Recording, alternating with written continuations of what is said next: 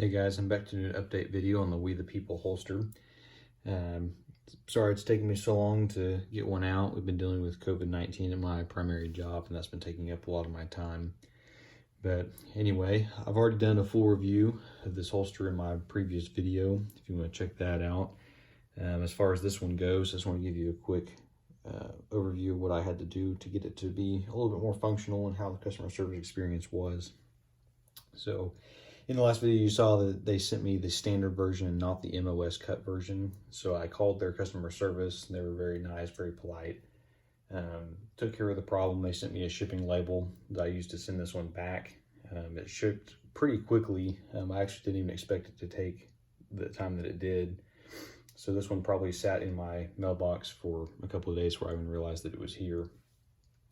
So good on them for that. As far as the product itself goes, though, all the same issues are here as with the original. The fit is about the same. The paddle issues are still the same. The 2-screw and with single point design is still pretty weak and flexible. It still shifts back and forth. I did go ahead and try to heat up the Kydex and refit it and remold it to fit what I wanted it to be. So as you can tell, it looks pretty ugly now, but it does work a lot better.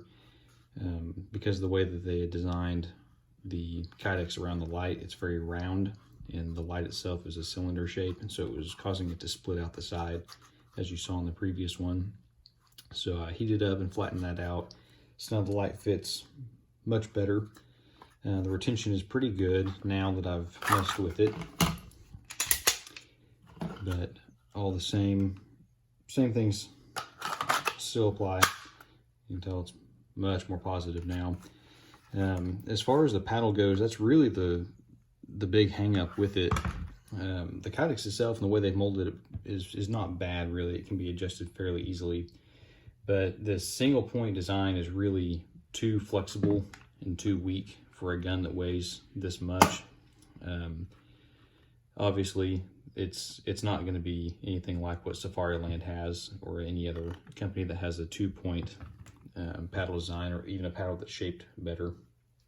But if We the People is going to continue to use this design, they probably need to start sending 4 screws. I think that's the only way that you're going to get any sort of stability out of that. I offset these 2 screws as it is, and that gives it just a little bit more stability, but as you can tell, it's not great. And that's really the big fail point of this holster, is it's just never going to be any stronger than that point right there, which is unfortunate because it does look good, but for the price, it requires a lot more work than what it's worth. And I think most people, to get it where it would be acceptable to them, are going to have to do some modification. So all in all, that's where I'm at with it. Not the greatest. I'm not super impressed with it, but it is what it is. So there's that. Thank you guys for watching. I appreciate it.